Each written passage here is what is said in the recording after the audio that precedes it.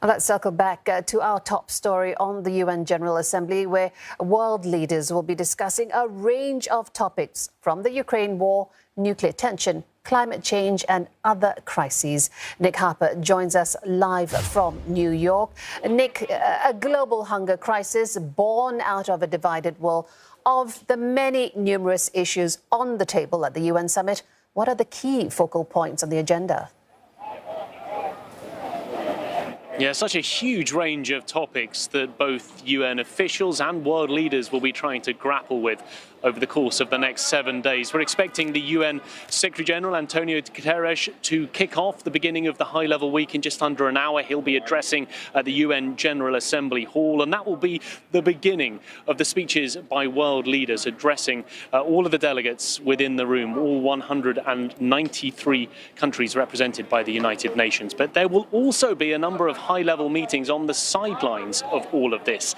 But there is that fear that Ukraine could simply overshadow many of those proceedings. We've already had a 3-day education summit. Later on today, there'll be a high-level meeting looking at HIV and AIDS and other health concerns around the world. They'll be speaking about the COVID-19 pandemic later in the week and really looking at ways to try and sort out the vaccine inequity issues around the world and move more vaccines to poorer parts of the world that are still struggling to get their populations vaccinated. Then there's climate change, another huge issue on the agenda this week. There'll also be a look at the Sustainable Development Goals. These are the 17 goals set back in 2016.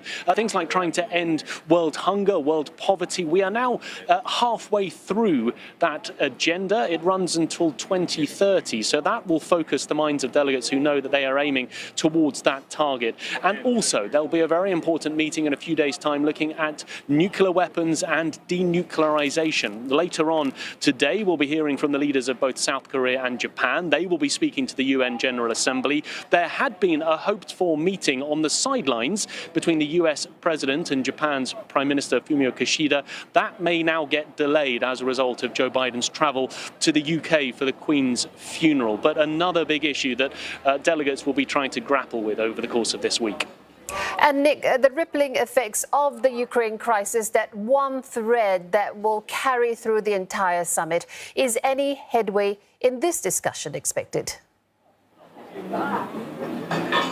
Well, potentially not. I mean, it is an issue that likely almost every single leader, when they stand on that podium before the General Assembly, will address. One big problem, though, in terms of making headway, is the very fact that Russia's leader, Vladimir Putin, is not coming to the summit this year. He's sending a lower-level minister who'll get a chance to address the General Assembly on Saturday. And so often the deals are done on the sidelines. Not having President Putin here will be an impediment to that. There'll be discussions to try and move more grain and fertilizer out of Ukraine. Already, we've seen 1 million tons leave Ukraine as part of a UN-brokered deal. The UN Secretary-General is also trying to broker a deal at the moment to move Russian fertilizer, ammonia, out of Russia via Ukraine. He'll be pushing hard to try and get that done. But we will see a high-level meeting in the UN Security Council on Thursday, and that'll be interesting because it'll be the first time that both the US Secretary of State, Antony Blinken, and Russia's Foreign Minister, Sergei Lavrov, will be in the same room at the same time. But we are not expecting any concrete solutions to come out of that. Really just an opportunity for all countries to discuss the current situation and look at what could be potential next steps. Nick Harper reporting to us live from New York. Thanks, Nick.